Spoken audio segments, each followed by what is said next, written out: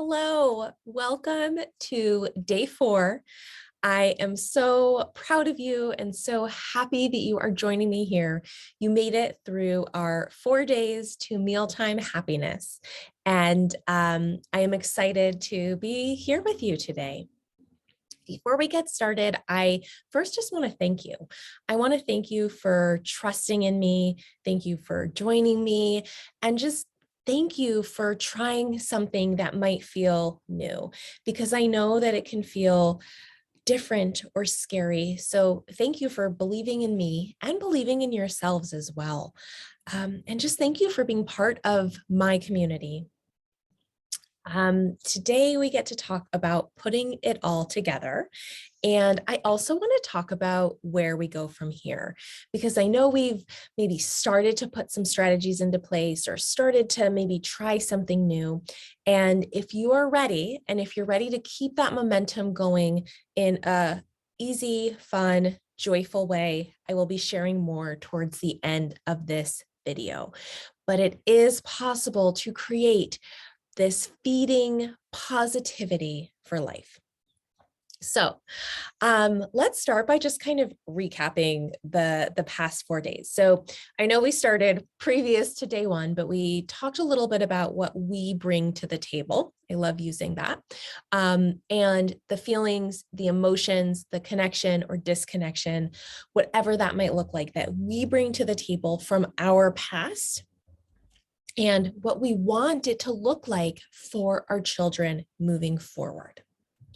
We also talked about day 1, we talked about our feeding agenda and how we often come to the table with an agenda in mind, and how we can let that agenda go and how powerful that can be. We then looked at our expectations. What are our expectations at mealtime? What are we expecting from our kids? How can we make those more realistic? And how can we make those realistic expectations really help to make meal times feel a little bit easier? Because this change in mindset, even though it's just in our minds, this change in mindset can have a huge impact on our kids and on feeding. And then finally, we talked about wins and how we can celebrate small wins. We talked about how it's about exposure and exploration and interaction that will lead to our child trying new foods. It's not about them taking that bite, right? That one specific bite at meal times. If you remember, we talked earlier about short and long-term goals. So we talked about short-term goals. Is my child meeting their nutrition needs right now? Are they growing at a rate that is right for them? Remember that big piece? And then we looked at that next piece of, well, what are the long-term goals? How do we make progress in feeding? And all of these things that we talked about, those are how we can make those little steps, those little baby steps that will lead to this successful outcome in the future. So for day 4, I don't have too much to add, but I just want you to think about what can and can't you control about mealtimes. We can control what we're offering. We can control how we come to the table. We can control when we're offering it, right? And having the meal at the table, but we can't control what our little ones are going to eat. And to do this and to think about this, we got to start thinking about taking away that pressure, the negotiation, or the bribing at mealtimes. And thinking about this goal of getting our little ones to try new food. So what we can focus on, what can we control? We can control being together, right? I know that sometimes life is very busy, so it's hard to be together as a family all the time, but can you do that a couple nights a week? Even if everyone is eating different food, or even if it doesn't look perfect right now, can we be together as a family? This is how we shape and form a positive relationship with food.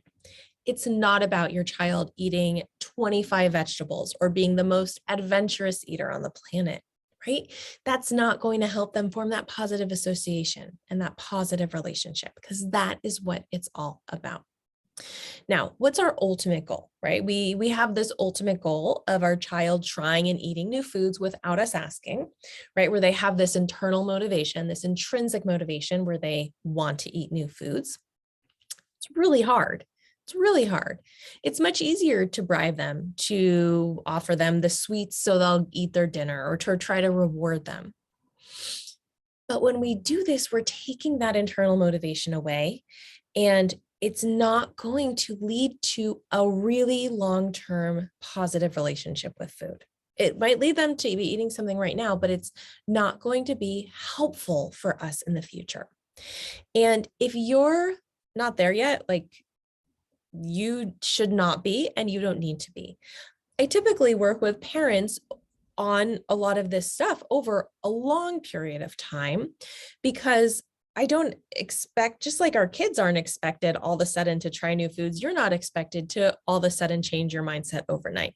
Absolutely not. So I don't want you in any way to think that.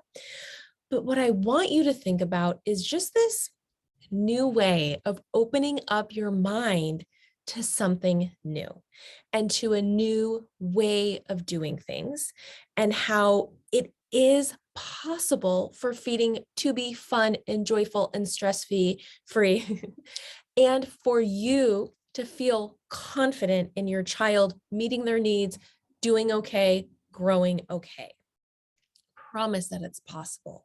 And these are just these first few steps. So yeah, you are not meant to have it all figured out right now, but I hope that you've just started to think about this.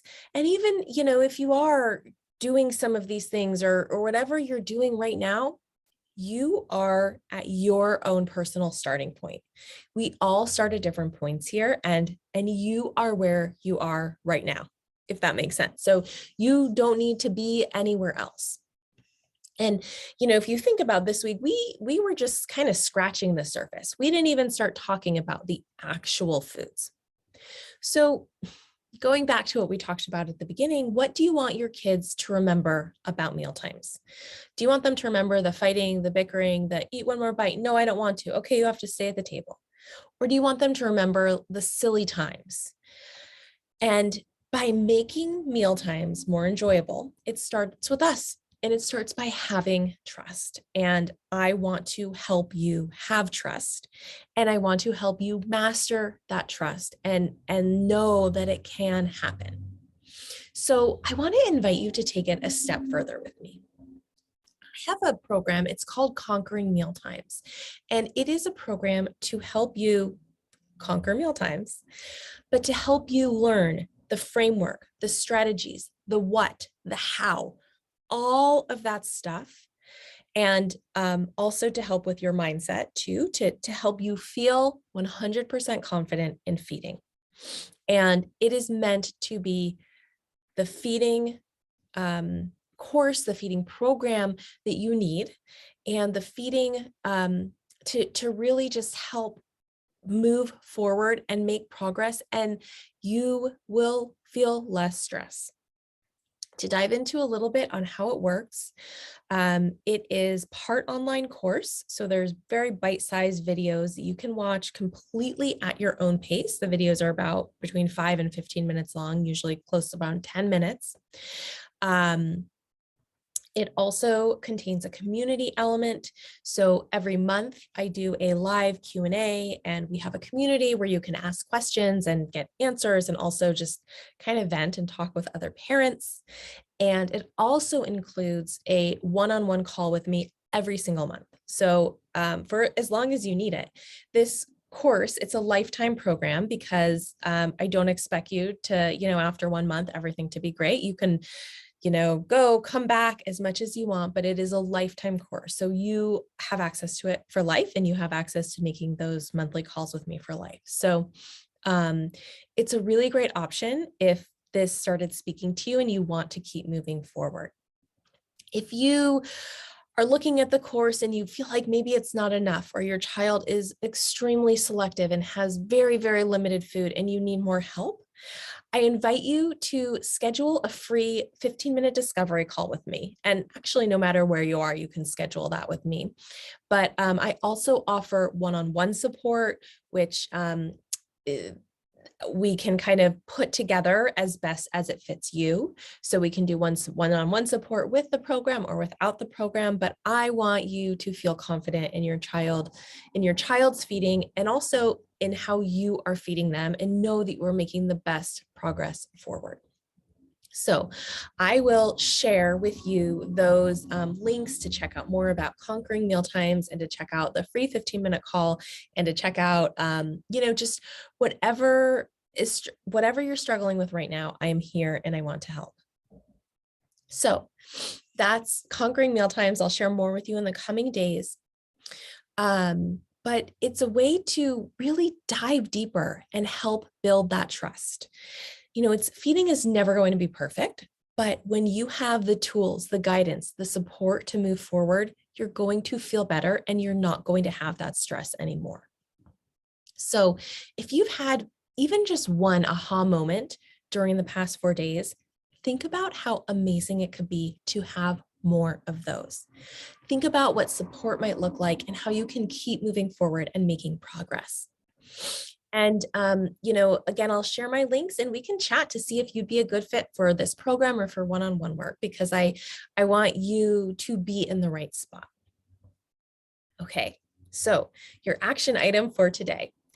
At your next mealtime, I want you to do something silly. I want it to be fun. I want you to ask your child a question you've never asked them.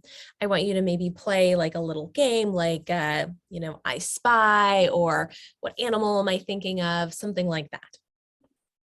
But just do something fun. Do a little bit of something fun, and come and tell me what you did and how it went. You can reply to the email, you can post in our group, you can do whatever feels good for you. So thank you for being here with me. This is not the end, but the beginning of feeding, and I can't wait to be with you every step of the way. Bye-bye.